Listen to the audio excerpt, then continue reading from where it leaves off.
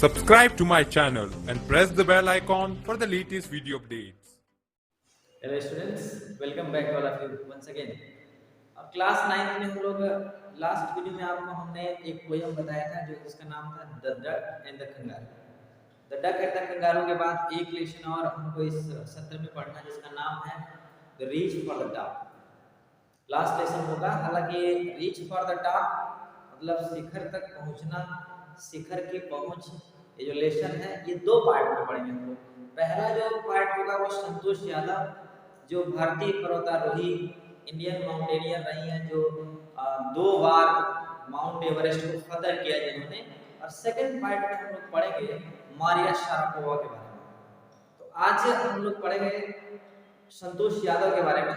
Santosh Yadav is an Indian mountaineer who has won two times the Mount Everest, जिन्होंने Mount Everest को 2 बार फतह हासिल किया था। हालांकि मैं आपको बता दूं 1992 और 1993 लगातार 2 वर्षों में उन्होंने माउंट एवरेस्ट पर फतह पाया था। पहली बार जब माउंट एवरेस्ट पर जा रही थी 1992 में, तो उन्होंने अपने यात्रा के दौरान कह सकते हैं अपने एक साथी पर्वतारोही का जान को बचाने का काम किया था। नाम केवल उनका संतोष था, लेकिन लक्ष्य को पाने के लिए उनके अंदर संतोष नाम का चीज वास्तव में नहीं था। हम लेसन के अंदर भी इस बात को पढ़ेंगे।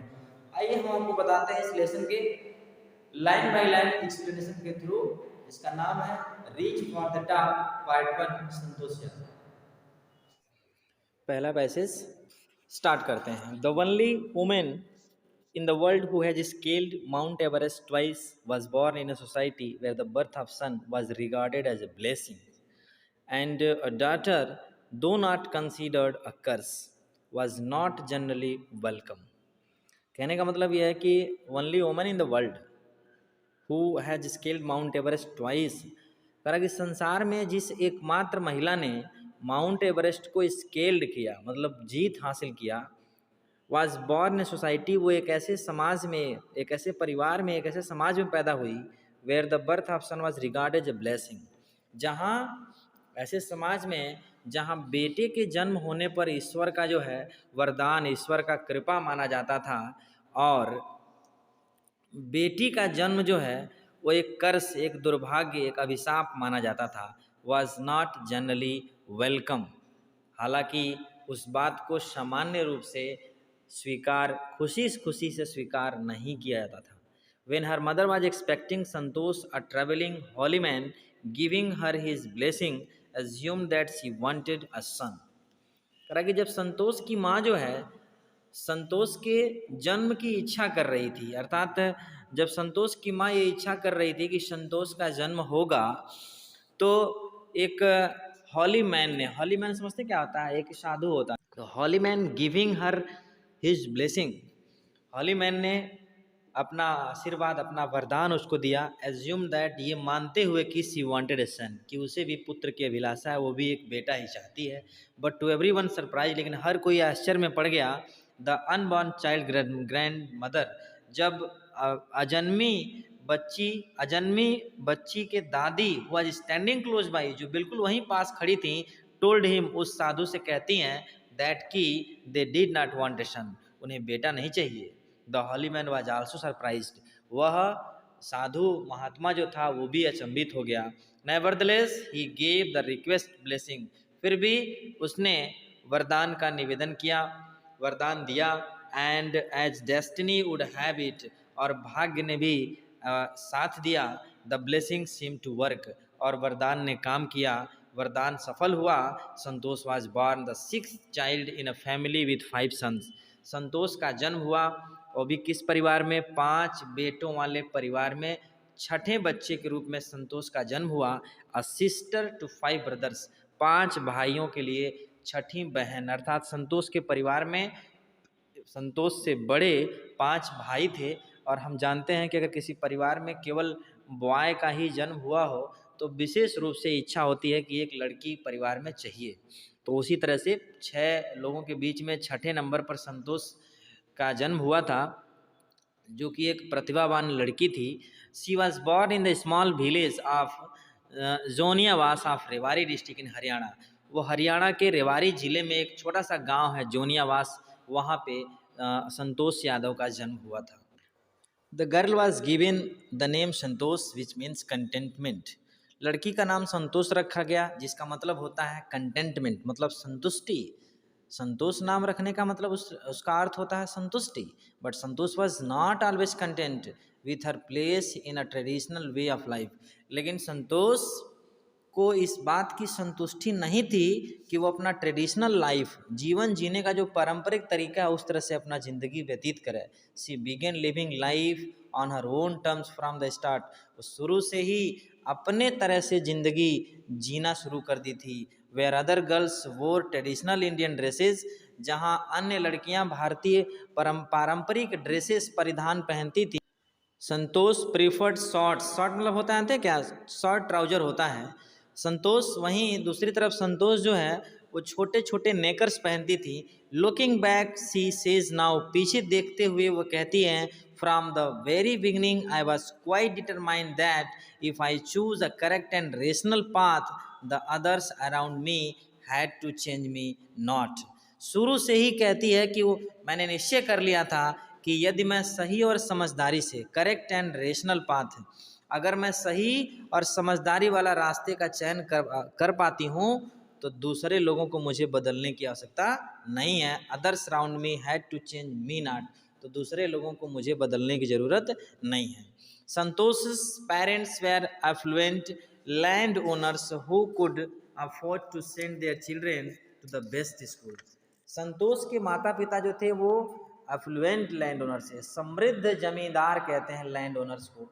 Who could afford to send their children to the best school, जो अपने बच्चों को बेस्ट स्कूलों में भेजने में समर्थ थे, भेज सकते थे।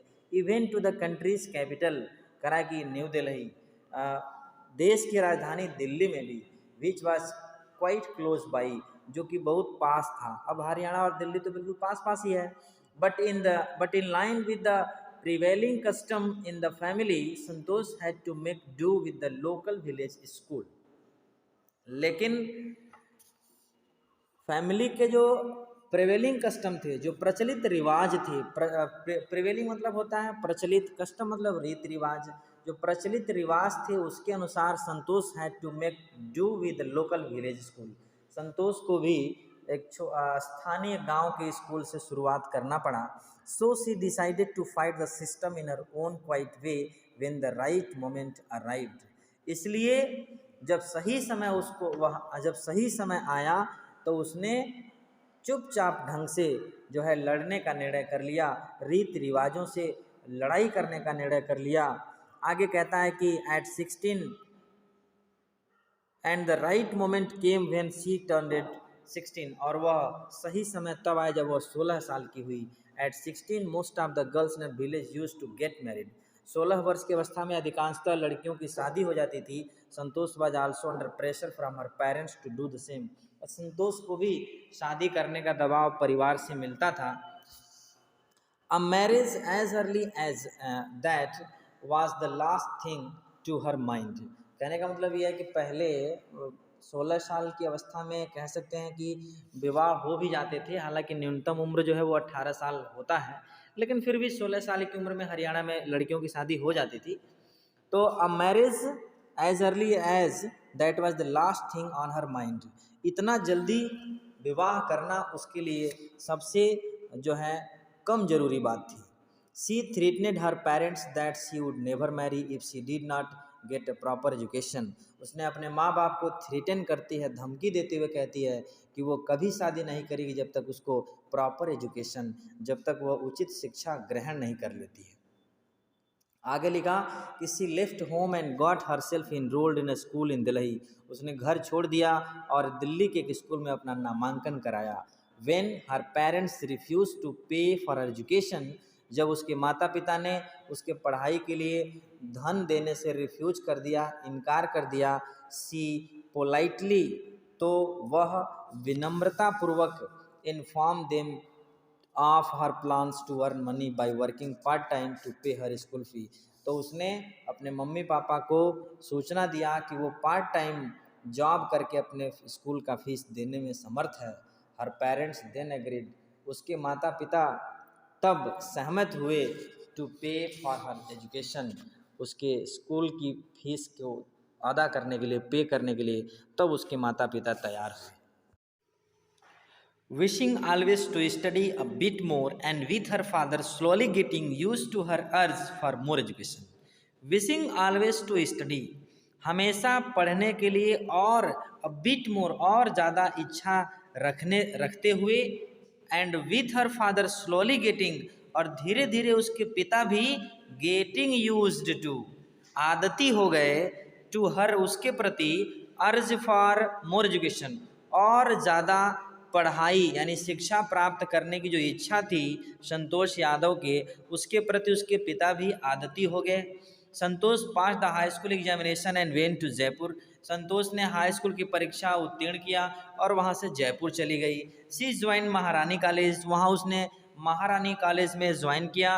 And got a room in Kasturba hostel, और कस्तूरबा हॉस्टल में एक कमरा लिया। संतोष रिमेंबर्स, संतोष याद करते हुए कहती है, Kasturba hostel face the Aravalli hills, Kasturba hostel जो है वो अरावली हिल्स मतलब पहाड़ियों के ठीक फेस सामने था। I use to watch villagers from my room, मैं अपने कमरे से गांव वालों को देखती रहती थी। गोइंग अप द हिल, पहाड़ी पर जाते हुए। And suddenly vanishing after while, और थोड़ी ही देर में अचानक गायब होते हुए मैं गांव वालों को देखती रहती थी।